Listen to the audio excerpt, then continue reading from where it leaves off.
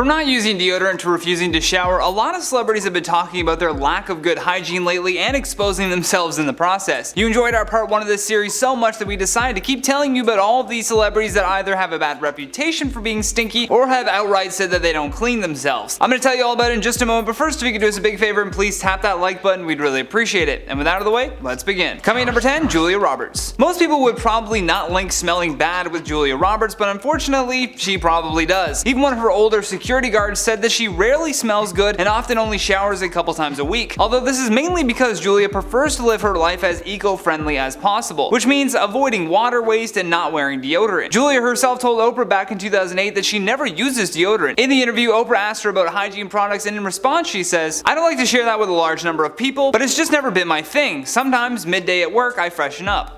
Well, at least there's that. Coming at number 9, Leonardo DiCaprio. Leo is another person that has always cared about the environment, but even for some, his bad hygiene was taking this virtuous stance a little too far. His girlfriend at the time, Erin Heatherton, reportedly got upset on a number of occasions with his poor personal hygiene. A source close to the couple told reporters, "He only showers a couple of days a week to conserve water and he considers deodorant to be unnatural. Erin loves him dearly, but is starting to feel like Leo loves the environment more than her. She even warned him to clean up his act and his hygiene or else she would leave him, and the two did eventually split, citing that the timing was just off for them, but I believe it's because of this ultimatum that she gave him about not showering enough. You believe whatever you want to though." Coming in at number 8, Cameron Diaz. The paparazzi are always catching Cameron Diaz in clothing with sweat stains, and it really is sad that people see this as improper hygiene. That being said, she did once tell a news outlet called Splash News that she wears the same outfit for 4 days in a row and then throws it away. Oh, and she also hasn't worn deodorant for like 20 years. She told ET back in 2014, "I don't believe in antiperspirants, it's really bad for you. I haven't used it for almost 20 years. You're stinky because you use antiperspirants. It keeps all the stink in. Let it go and just trim your armpit hair so it doesn't hold onto the scent." Whatever you say, Cameron. Whatever you say. Coming number 7, Gwyneth Paltrow. The last time that Gwyneth Paltrow showed up to the Met Gala, she apparently left quite the impression. Reportedly, some people found her odor to be a little bit too strong. The National Enquirer even stated that many people had said they caught a whiff of her smell, and apparently she was completely oblivious to this. A friend of hers later said that this smelly experience was most likely a result of her trying out new deodorants. But if that was the case, wouldn't she at least smell like something pleasant? Most likely she also doesn't shower very often and is blaming it on experimental deodorants,